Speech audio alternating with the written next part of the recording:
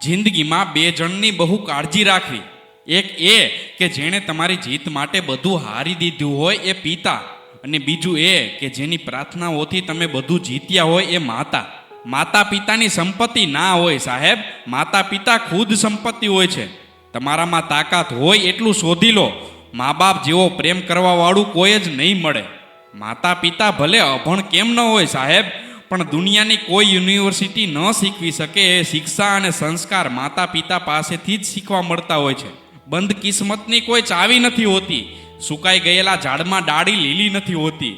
અને માતા પિતાના ચરણોમાં ઝૂકી જાય એનું જીવન ખાલી નથી હોતું. ફૂલ ક્યારે બીજી વાર ખીલતા નથી. જન્મ ક્યારે બીજી વાર મળતો નથી.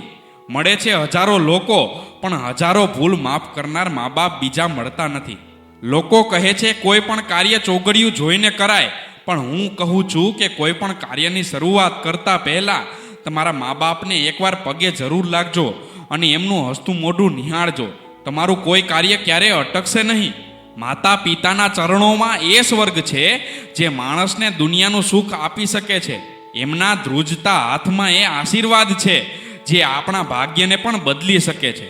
મિત્રો, એક વાત ખાસ યાદ રાખજો કે દીપ પ્રગટે તો પ્રકાશ મળી જાય, અગરબત્તી પ્રગટે તો ખુશ્બુ મળી જાય, જમવાનું મળી જાય તો પેટ ભરાઈ જાય, પાણી મળે તો તરસ છીપાઈ જાય.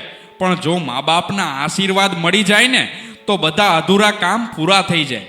પ્રકૃતિનો નિયમ છે, સમય, શક્તિ અને પૈસા ક્યારેય વ્યક્તિને એક સાથે નથી મળતા. બાળપણમાં સમય અને શક્તિ હોય છે પણ પૈસા નથી હોતા. યુવાનીમાં શક્તિ અને પૈસા હોય છે પણ સમય નથી હોતો. વૃદ્ધાવસ્થામાં સમય અને પૈસા બંને હોય છે પણ શક્તિ નથી હોતી સાહેબ. રાધે રાધે.